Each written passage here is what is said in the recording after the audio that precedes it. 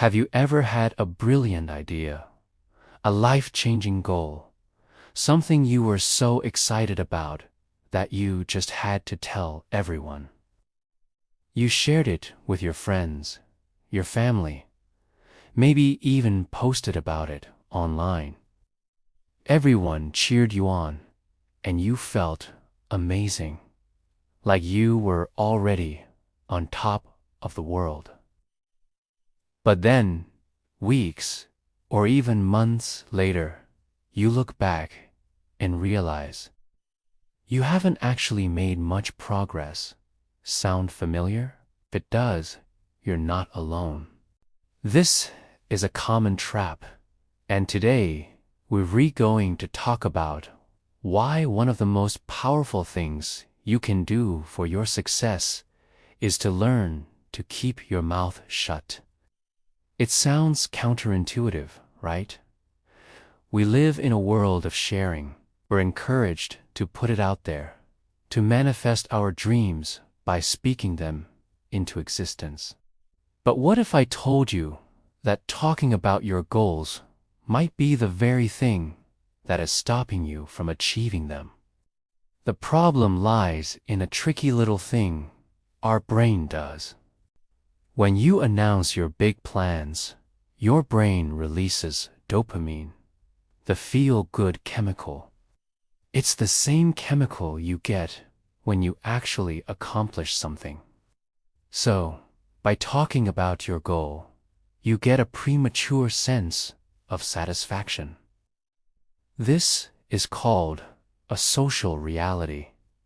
The praise and acknowledgement from others makes your goal feel real in your mind, even though you haven't taken the first step in the real world. This feeling is so satisfying that it can completely drain your motivation to do the actual, difficult work required to make that goal a reality. You've already gotten the reward, so why bother with the effort? Think about it. The initial rush of excitement you feel when you decide to start a new business, learn a new language, or get in the best shape of your life is pure potential energy. It's a powerful fuel source. When you keep that energy to yourself, it builds up inside you, creating a kind of positive pressure that pushes you to take action. You're bursting with this secret, this incredible plan, and the only way to release that pressure is to start working, to start building, to start doing. But when you talk about it, you release that pressure prematurely. You're letting all that precious energy escape as words, instead of channeling it into action. It's like a bottle of soda. When it's sealed, it's full of fizz and potential. But once you open it and let the gas escape, it goes flat. Don't let your goals go flat before you've even started. There's another major reason to stay quiet about your plans, protecting them from the outside world. Not everyone is going to be your cheerleader. When you share a fragile, new idea, you expose it to criticism, doubt, and negativity. Even well-meaning friends and family can unintentionally kill your motivation. They might say things like, "Are you sure that's a good idea?" Or, "That sounds really hard. Do you have time for that?"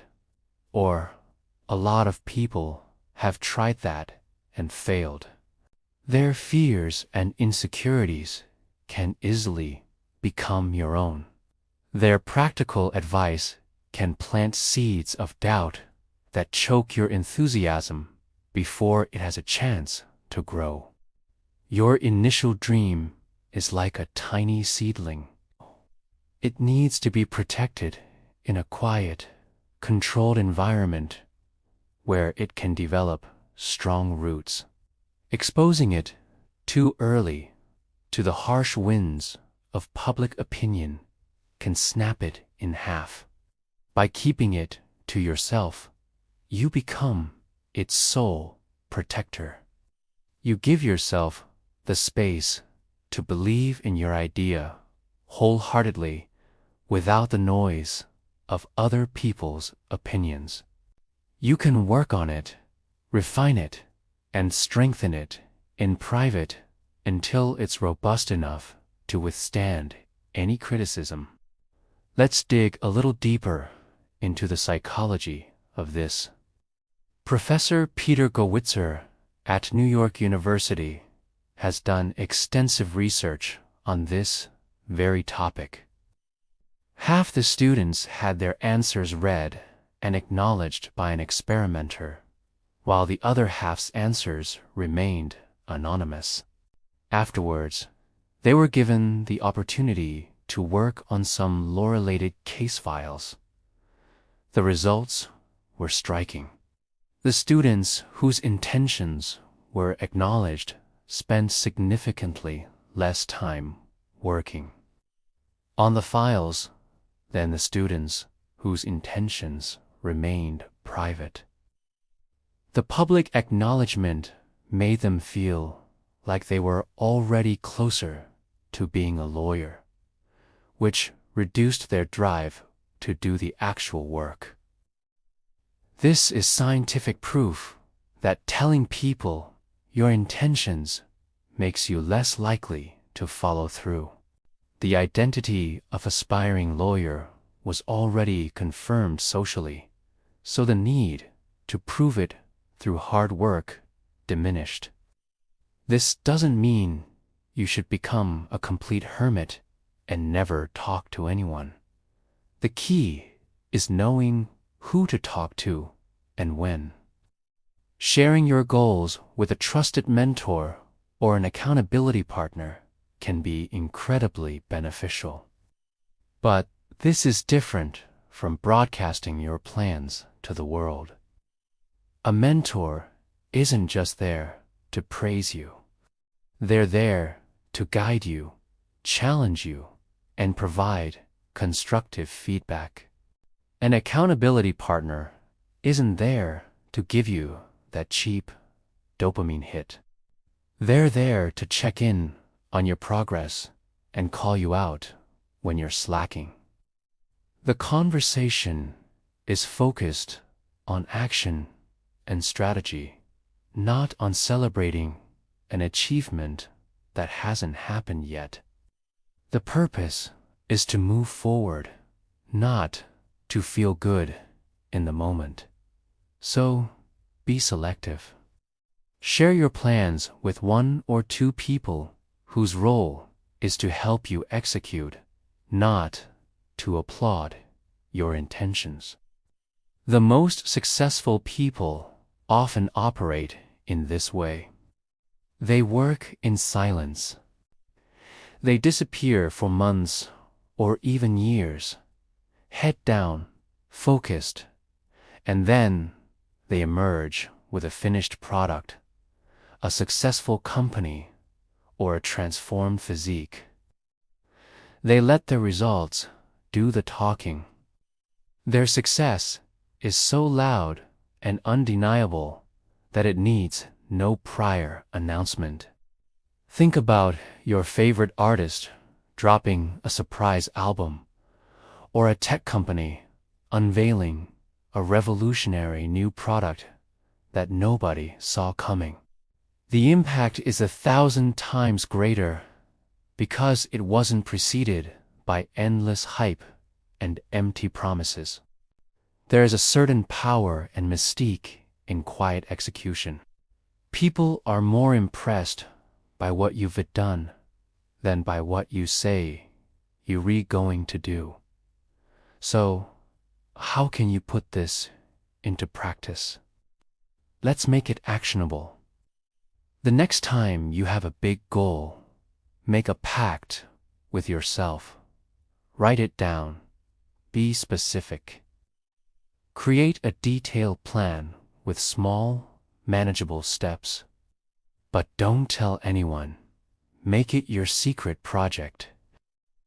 Every time you feel the urge to talk about it, to seek that external validation, redirect that energy. Take one small step on your plan instead. Finished the first chapter of your book. Great. Don't post about it. Use that energy to start chapter 2. Completed your first week at the gym. Awesome. Don't announce it. Use that feeling of pride to plan your workouts for next week.